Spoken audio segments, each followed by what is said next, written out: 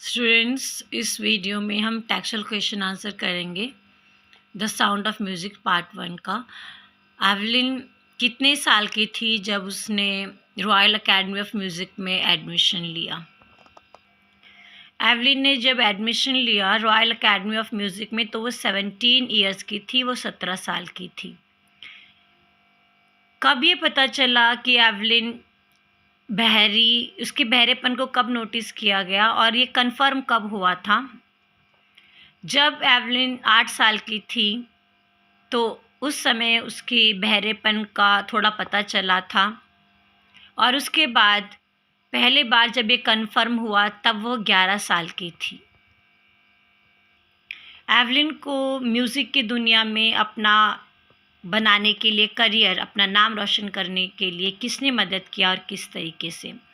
Mister Ron Forbes हैं जो कि ड्रम बजाया करते थे। उन्होंने एवलिन के पोटेंशियल को पहचाना, उसकी काबिलियत को पहचाना और उन्होंने 2 ड्रम लिया और दोनों ड्रम को वो बजाने लगे अलग अलग नोट्स पे। एक ऊंची आवाज़ में बजाने लगे और एक को धीमी आवाज़ में बजाने लगे।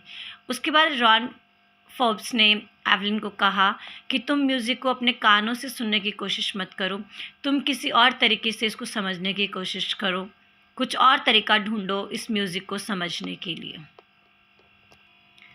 ऐसी कौन कौन सी जगह थी जहाँ पे एवलिन ने जाके अपने म्यूज़िक को परफॉर्म किया, अपनी काबिलियत को दिखाया? एवलिन ने काफ़ी सारी जगहों में काफ़ी सारे कार्यक्रम किए। कंसर्ट्स होता है, म्यूज़िकल प्रोग्राम को कंसर्ट कहते हैं। उसने फ्री में भी म्यूज़िक से रिलेटेड कार्यक्रम जेल में किया, हॉस्पिटल्स में किया और जवान लोगों को म्यूज़िक सिखाने के लिए वो हमेशा तत्पर रहती थी।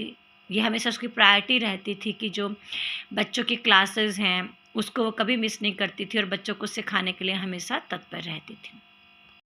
ये हमारे कुछ इंटरनल क्वेश्चन आंसर हैं। शुरू में जब एवलिन थी वो क्यों नर्वस थी, वो क्यों बेचैन थी? वो एवलिन जो है बहुत नर्वस थी, बेचैन थी और एक्साइटेड, उत्सुक भी थी क्योंकि वो उसका पहला दिन था रॉयल अकेडमी ऑफ म्यूज़िक जो कि लंदन में है। उस स्कूल में उसका वो पहला दिन होने जा रहा था, इसलिए वो डरी हुई भी थी और वो उत्सुक भी थी। रश आर का मतलब होता है बिज़ी टाइम।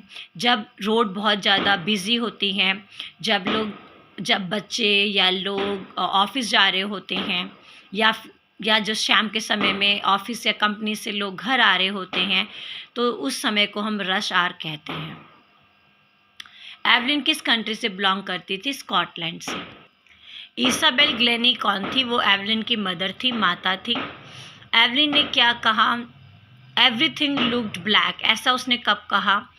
एवलिन को जब पता चला कि वो डेफ है, मतलब काफ़ी ज़्यादा उसकी जो नर्व्स हैं वो डैमेज हो चुकी हैं, तो जब उसको अपने बहरे पैन के बारे में पता चला तो उसकी आंखों के आगे अंधेरा छा गया। वो बहुत मायूस हो गई, बहुत हताश हो गई। रॉन फॉफ, जैसा कि मैंने आपको बताया, एक परकशनिस्ट थे, तबला बजाने वाले थे।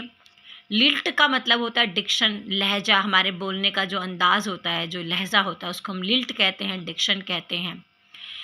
किस लैंग्वेज में एवलिन ने सीखा था वो, और कौन सी भाषा जानती थी? वो फ्रेंच और जापानीज़ भी जानती थी। जेम्स ब्लेड्स ने ऐसा क्यों कहा कि एवलिन जो है वो म्यूज़िक को हम सब लोगों से बहुत अच्छे ढंग से एक्सप्रेस कर सकती है? जेम्स ब्लेड भी एक बहुत ही जाने माने परकशनिस्ट थे और उन्होंने ये इसलिए कहा क्योंकि जो एवलिन है वो हमारे तरह म्यूज़िक को कानों से नहीं सुनती, लेकिन वो बहुत डीपली उसको महसूस करती हैं और क्योंकि वो इतने अच्छे ढंग से म्यूज़िक को समझती है तो इसीलिए वो हमसे ज़्यादा बेहतर तरीके से म्यूज़िक को बता सकती हैं, उसको एक्सप्लेन कर सकती हैं। किसने कहा था कि एवलिन एक शाइनिंग इंस्पिरेशन है डेफ चिल्ड्रंस के लिए, मतलब बहरे बच्चों के लिए जो एवलिन है वो एक प्रेरणा का स्रोत है? ये एनी रिचलिन ने ऐसा कहा था। ये जो लास्ट क्वेश्चन है ये हमारा वैल्यू बेस्ड क्वेश्चन है। सीबीएसई या आईसीएसई बोर्ड में ये आंसर अधिकतर आता है। एवलिन इंस्पिरेशन थी बहरे बच्चों के लिए, डेफ चिल्ड्रन के लिए, कैसे हमें ये एक्सप्लेन करना है। Evelyn has shown the world that determination and hard work defeat any physical disability. Evelyn ने पूरे विश्व को ये बता दिया कि अगर हमारे अंदर दृढ़ संकल्पता है और अगर हम हार्ड वर्क करते हैं तो हम किसी भी शारीरिक कमजोरी को, किसी भी शारीरिक अपंगता को हम हरा सकते हैं। Though she was deaf, but due to hard work and determination, she fulfilled her dream and became multi-percussionist। अब एवलिन क्योंकि डेफ थी लेकिन अपने हार्ड वर्क, मेहनत के वजह से और अपने दृढ़ संकल्प जो कि उनके स्वभाव में था, उसकी वजह से वो अपने सपने को साकार बना पाई और वो एक बहुमुखी बहुत ज़्यादा उनको ज्ञान था। मल्टी परकसनिस्ट होता है जो 1000 से ज़्यादा वाद्य यंत्रों को वो बजाना उनको आता था। Deaf children get inspired from her and think nothing is impossible for them. अब जो डेफ चिल्ड्रन हैं वो भी एवलिन से इंस्पायर हुए, प्रेरणा ली उन्होंने और उनको भी लगा कि उनके लिए भी कुछ भी असंभव नहीं है। अगर उनके अंदर दृढ़ संकल्पता है, अगर वो मेहनत कर सकते हैं तो जीवन में वो कुछ भी हासिल कर सकते हैं। स्टूडेंट्स यहाँ पर आप एंड लगाइएगा। Deaf children get inspired from her and यहाँ पे her and think nothing is impossible for them, यहाँ पर आप एंड लिखिएगा। Right, thank you.